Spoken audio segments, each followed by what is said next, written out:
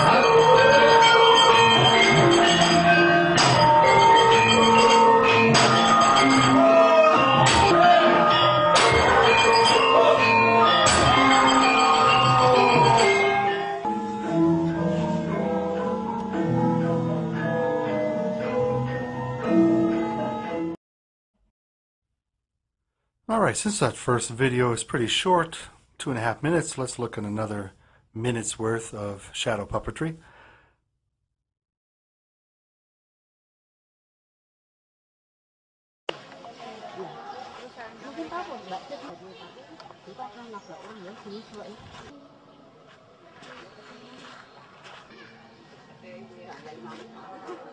Wayang is a generic term denoting traditional theater in Indonesia, Malaysia, and Singapore.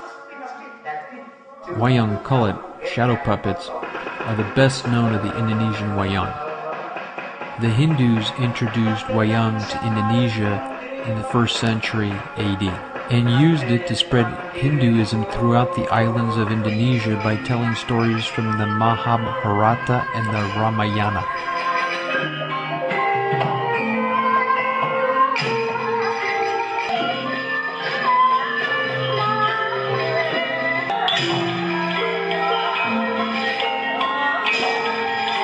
When Islam began spreading in Indonesia, the display of God or the human form was prohibited. As an alternative, the religious leaders allowed the display of the shadow instead of the figure itself.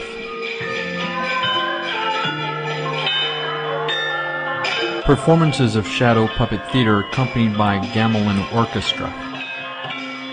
A gamelan is a musical ensemble of instruments such as mellophones, xylophone, drums, gongs, bamboo flutes, bowed and plucked strings.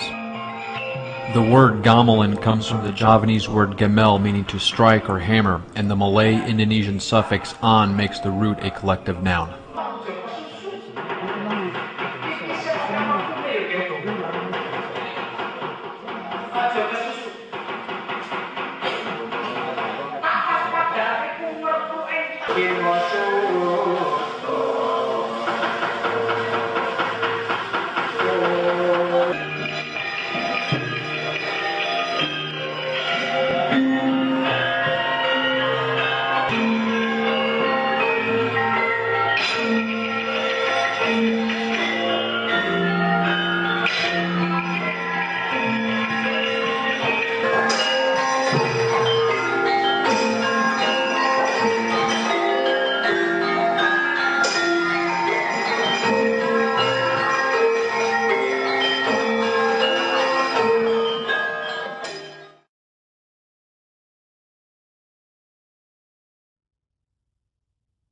Now that you've had a chance to have just a little taste of this, hopefully you're noticing the sounds of the bronze idiophones, again, the gamelan orchestra, creating that distinctive sound.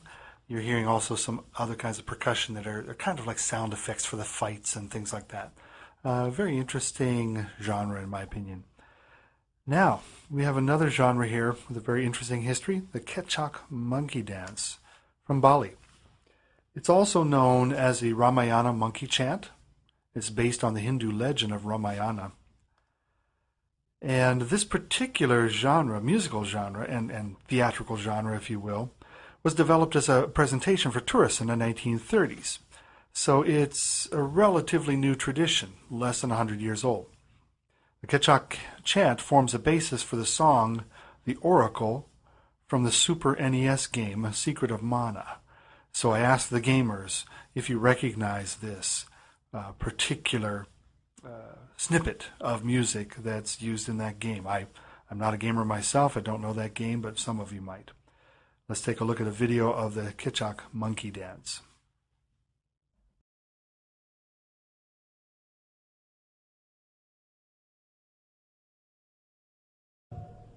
Sayang awak olo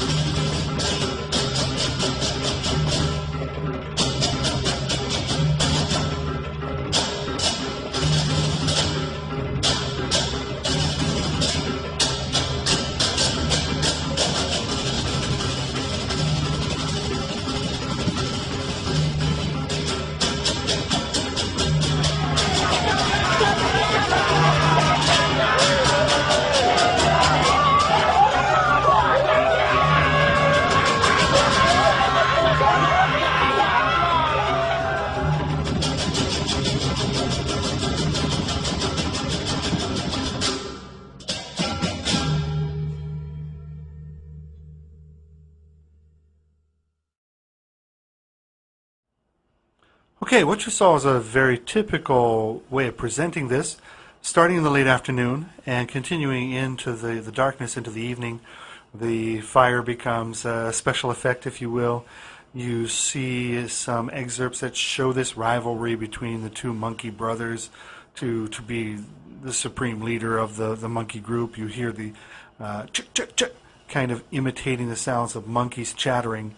And you also hear a kind of a chant, if you will, over top of that. It starts out with a unison chant and then moves into the kind of monkey chatter. You also hear someone doing a vocal kind of duk, duk, duk, duk, keeping the time.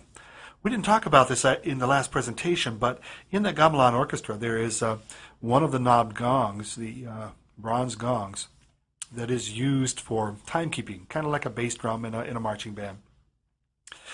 But that is a very important timekeeping function, and so that carries over to someone doing that with their voice in this Kecak monkey dance.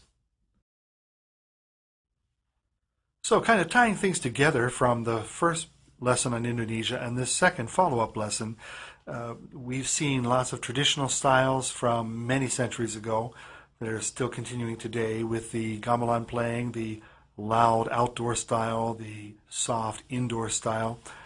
We've seen the traditional instruments, heard them. We've heard traditional vocal techniques for Indonesia. We now get to see a tradition in Kecak, which is a more modern tradition, and it even kind of brings into question that term tradition. Exactly what does that mean? If you remember all the way back to the very first week of class, when we looked at that Korean drumming tradition and asked if something relatively new can be traditional, I think we decided that it can be. And this is a situation where about a 70-year-old tradition, I guess 80 years now, is considered to be traditional music in Bali. Now we need to talk about some infiltration of Western styles into Indonesia, Bali, Java, elsewhere. We'll concentrate on Java for most of the rest of the time here. And there is a style from the early 20th century called keroncong, which is a pop style with Western melodies and Western harmonies. Originally, when it was created, it was guitar or ukulele dominated, and now it's very heavy on the keyboard. But the keyboard creates some layered kinds of rhythms like the gamelan instruments do in traditional music. The songs of keroncong are sentimental songs. They're songs of love and songs of love lost. And they're very, very popular in Indonesian karaoke sessions, what I would call old school karaoke. And we'll take a look at a video.